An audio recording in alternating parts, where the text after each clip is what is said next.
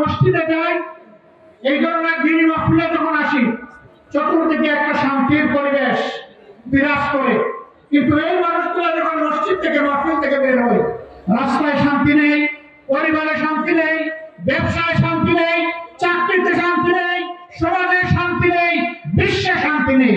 এই শান্তি নেই কেন? কেন নেই তা আল্লাহ তাআলা স্পষ্ট করেছেন।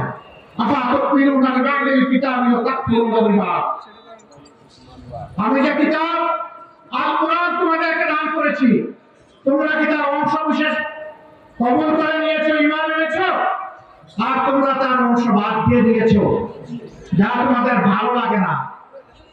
যদি এমন আচরণ হয়, ফামা জাযাউ মান ইয়াফআলু যালিকা মিনকুম, তোমাদের মধ্যে থেকে আমার কিতাবের সাথে কিছু গ্রহণ করার আর কিছু ভাগ দেওয়ার এই আচরণ যারা করবে, তাদের জন্য আমার পক্ষ থেকে উপহার এর থেকে বাইরে আর কি থাকতে পারে?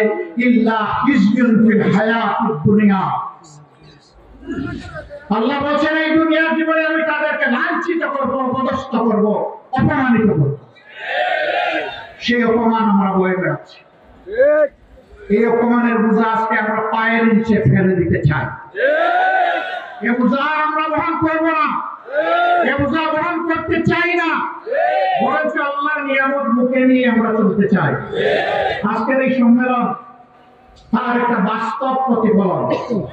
এখানে ইসলামী এবং দেশপ্রেমিক সংগঠনের নেতৃবৃন্দ আলহামদুলিল্লাহ উপস্থিত। যারা দেশকে ভালোবাসেন, আমি বিশ্বাস করি তারা স্রষ্টাকেও ভালোবাসেন। যারা স্রষ্টাকে প্রকৃত অর্থে ভালোবাসতে পারে না, তাদের পক্ষে দেশকেও ভালোবাসা সম্ভব নয়।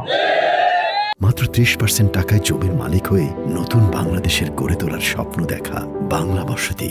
এই দুই ভালোবাসা মিলেমিশে একাকার। আমাদের সকল ভালোবাসা শুধু আল্লাহ সুবহানাহু ওয়া তাআলার জন্য। এই ভালোবাসা নিয়ে দুনিয়ায় ভালোবাসার সমাজ করতে চাই। এই ভালোবাসা নিয়ে আমরা আল্লাহ তাআলার দরবারে হাজিরা দিতে চাই। আর এই ভালোবাসা বুকে নিয়ে মাবুদের জান্নাতেও আমরা উপস্থিত হতে চাই। সম্মানিত সুধী মণ্ডলী, আগামী নির্বাচনে কাকে ভোট দিবেন, কাকে দিবেন না, খুবই চমৎকার লিখিত বক্তব্যে সম্মানিত ভাই হযরত মাওলানা খলিলুর রহমান সাহেবের পক্ষে একজন যোগ্য আলিম এখানে পাঠ করেছেন।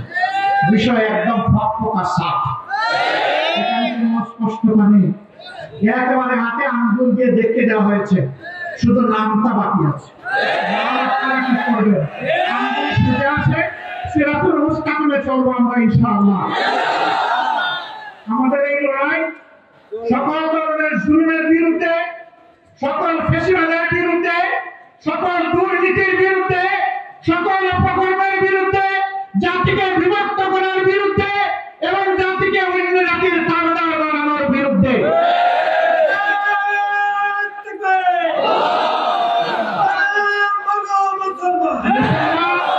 কারণ লাঞ্ছ পরোয়া করবে না ইনশাআল্লাহ। আমরা পরোয়া করবো শুধু পরওয়ারদিগারকে। আল্লাহ তাআলা সেই তৌফিকটুকু আমাদেরকে দান করুন। আগামী নির্বাচনের মধ্য দিয়ে নতুন বাংলাদেশের নতুন ইতিহাস রচিত হবে ইনশাআল্লাহ। একটা আহ্বান আপনাদের প্রতি, আমার ভাই বিএনপির সম্মানিত নেতা বলেছেন, বাংলাদেশের স্বাধীনতার পর কোন নির্বাচন সুষ্ঠু হয়নি। একটা সুষ্ঠু নির্বাচনের পিপাসা নিয়ে জাতি এখন অপেক্ষা করছে।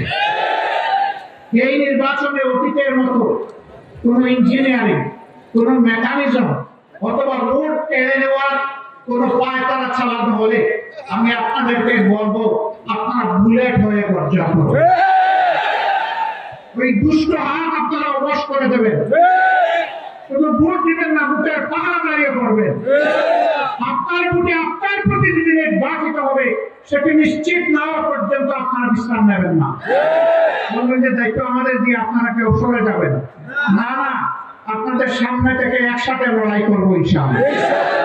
মানুষের অধিকার প্রতিষ্ঠার জন্য এই লড়াই থেকে কেউ আমাদেরকে থামিয়ে রাখতে পারবে না ইনশাআল্লাহ। পছন্দের প্রার্থীকে যে যাকে পছন্দ করে তাকে দেবে, কিন্তু আমাদের অনুরোধ, আমাদের সকল ভাই মা এবং বোনেরা যেন ভোটের সেন্টারে যান। ধৈর্য ধরে ভোট যেন তারা দিয়ে আসেন। কোন বিশৃঙ্খলা হলে সফলভাবে যেন মোকাবেলা করে এবং জানিয়ে দেন যে ওই বাংলাদেশ শেষ, আজ থেকে নতুন বাংলাদেশ। আল্লাহ তাআলা সেই বাংলাদেশ গড়ার তৌফিক আমাদেরকে দান করুন।